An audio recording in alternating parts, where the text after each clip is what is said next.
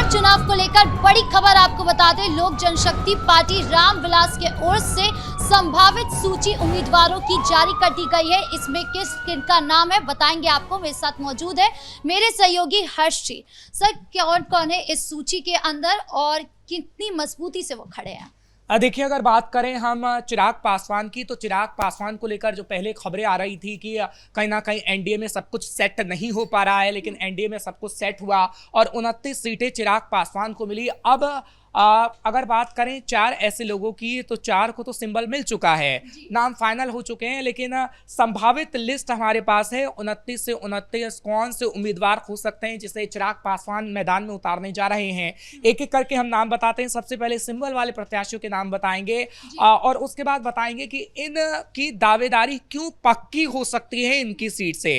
दरअसल राजू तिवारी की बात करते हैं तो गोविंदगंज से इन्हें उतारा गया है। इसी तरीके से संजय पासवान को बखरी से उतारा गया है, जिन्हें सिंबल मिल चुका है, जिनकी तस्वीरें भी आप चिराग पासवान के सोशल मीडिया अकाउंट पर देख सकती हैं, क्योंकि राजू तिवारी चिराग पासवान से मिलते हुए नजर आ रहे थे और सिंबल लेते हुए नजर आ रहे थे। इसी तरीके से संजय पासवान की तस्वीर भी आप सोशल मीडिया अकाउंट पर देख सकती हैं। हुलास पांडे का जिक्र करते हैं तो ब्रह्मपुर से उन्हें प्रत्याशी बनाया गया है, उम्मीदवार बने हैं। सीमांत मृणाल का जिक्र करें तो गरखा से इन्हें प्रत्याशी बनाया गया है। ये तो फाइनल है, लेकिन और भी फाइनल नाम है और वो लिस्ट कैपिटल टीवी के पास है, क्योंकि हमने जब बीजेपी में संभावित लिस्ट बताई थी, तो जब बीजेपी की 71 उम्मीदवारों की लिस्ट जारी हुई तो वही फाइनल हुए और कैपिटल टीवी की खबर पर मुहर लगी थी। इसी तरीके से जीतन राम मांझी हो या फिर जेडीयू की जब लिस्ट जारी हुई है तो उससे पहले भी हमने संभावित लिस्ट बताई थी और उस पर कैपिटल टीवी का मुहर लगी थी।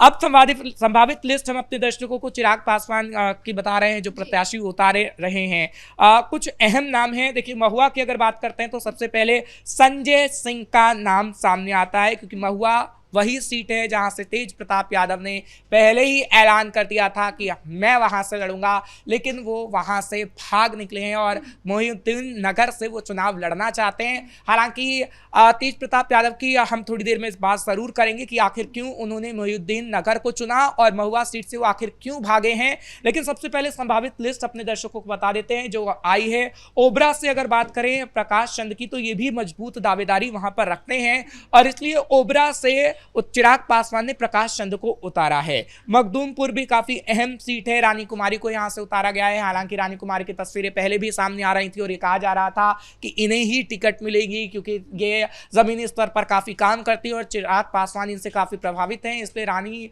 को मैदान में उतारा जाएगा और ऐसा ही हुआ कि मखदूमपुर से रानी कुमारी को उतारा गया है मैदान में। फतुहा की बात करते हैं तो रणधीर यादव को फतुहा से मैदान में उतारा गया है। बेलसंड की बात करें तो अमित रानू को यहां से उतारा गया है। डिहरी से सोनू सिंह को यहां से उतारा गया है और नाथनगर से मिथुन यादव हैं। साहेबपुर से कमाल सुरेंद्र विवेक हैं। ये तमाम जो उम्मीदवार हैं ये संभावित अभी हैं। सूत्रों के हवाले से हमें ये लिस्ट मिली है और अब इस पर मुहर दरअसल लग चुकी है, लेकिन औपचारिक घोषणा बाकी है और औपचारिक घोषणा जब होगी तो उसकी खबर भी सबसे पहले हम पहुंचाएंगे अपने दर्शकों तक। अब बात करते हैं महुआ सीट की भी, क्योंकि महुआ सीट का जिक्र करेंगे, उसके बाद हम चिराग का भी जिक्र करेंगे कि चिराग क्या इन्हीं सभी सीटों को जीत पाएंगे। क्योंकि देखिए, चिराग ने कहीं ना कहीं दो अहम फैक्टर लाने की कोशिश की। एक तो लोगों में ये टच करने की कोशिश की, वो बार बार अपने पिता का नाम इस वक्त ले रहे हैं और उन्होंने बार बार ये कहा है कि शेर का बच्चा शेर होता है और उसी वजह से उन्हें वोट मिल सकते हैं और अभी भी चिराग पासवान यही कह रहे हैं। तो एक तो सेंटिमेंट को कहीं ना कहीं उन्होंने टच करने की कोशिश की है। एक एनडीए में एक प्रेशर पॉलिटिक्स भी उन्होंने खेलने की कोशिश की थी, लेकिन वो सब कुछ ठीक हो गया और उतनी प्रेशर पॉलिटिक्स चिराग की काम नहीं आ पाई। लेकिन हाँ, एनडीए ने सब कुछ संभाल लिया और चिराग पासवान जब इस वक्त मुस्कुरा रहे हैं तो समझिए कि कहीं ना कहीं चिराग पासवान ने जो दावेदारी की है अगर वो पक्की होगी तो चिराग पासवान का आगे आने वाले समय में काफी भला हो सकता है। खैर, अभी तो वो केंद्र में मंत्री हैं और आगे आने वाले समय में उनके तमाम प्रत्याशी जीतते हैं। एनडीए की बात की, हाँ, एनडीए की बात की जाए तो एनडीए में अभी तक बीजेपी की ओर से सूची जारी कर दी गई है। चिराग पासवान भी अपनी घोषणा कर सकते हैं जल्दी, और भी पार्टी जो है वो लगातार सूची जारी करे। लेकिन वहीं अगर महागठबंधन की बात की जाए तो महागठबंधन में अभी तक कोई भी चीज पर फाइनल नहीं हुआ है, चाहे वो सीट बंटवारे की बात हो, चाहे वो सीएम फेस की बात हो, कोई सूची जारी नहीं करी जा रही है। कहाँ है महागठबंधन? देखिए, महागठबंधन की तरफ से जरूर सीटों के बंटवारे पर बात बन रही है, लेकिन अभी वो हो नहीं पा रहा है, फाइनल नहीं हो पा रहा है, क्योंकि तेजस्वी यादव ने तो नॉमिनेशन भी फाइल कर दिया है। और जो राबड़ी आवाज पे हमने बंदर बांट देखी है, या फिर बात कांग्रेस को लेकर देखी कि कांग्रेस के साथ मीटिंग हुई, लेकिन राहुल गांधी की तस्वीर ही तेजस्वी यादव के साथ नजर नहीं आ पाई है।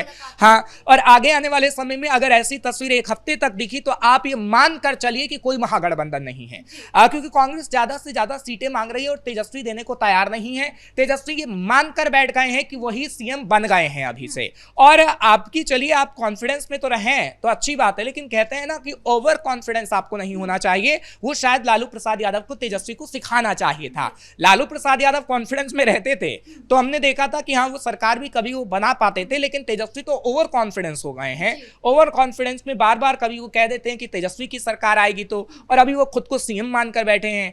आगे आने वाले समय में लगता नहीं है कि तेजस्वी सीएम की कुर्सी पर बैठ पाएंगे, क्योंकि जो बंदर बांट आरजेडी में चल रहा है, जो महागठबंधन में सरफुटौल चल रही है, उससे तो यही लगता है कि तेजस्वी के लिए मुश्किलें खड़ी हो रही हैं, और ये मुश्किल तेजस्वी को उस कुर्सी तक नहीं पहुंचा पाएगी जिसका ख्वाब लालू और तेजस्वी दोनों देख रहे हैं। मतलब सपना चूर चूर होने वाला है। जी, इस मुद्दे पर ज्यादा अपडेट के लिए आपका बहुत बहुत धन्यवाद। तो कुल मिलाकर लोक जनशक्ति पार्टी रामविलास पार्टी की ओर से ये साफ हो गया है कि संभावित सूची किस तरीके के होने वाली है, बस मुहर लगनी बाकी है। और इसके अलावा तेजस्वी यादव या महागठबंधन में अभी तक कोई सहमति नहीं हुई है, कोई सूची जारी नहीं की गई है। ये अपने आप में ही बहुत बड़ी बात है। यह आगे चलकर उन्हीं को नुकसान पहुंचाएगा। अब आगे क्या कुछ होता है ये देखने वाली बात होगी। ब्रेकिंग न्यूज में इतना ही। कैमरा पर्सन अशोक के साथ मैं राधिका राज।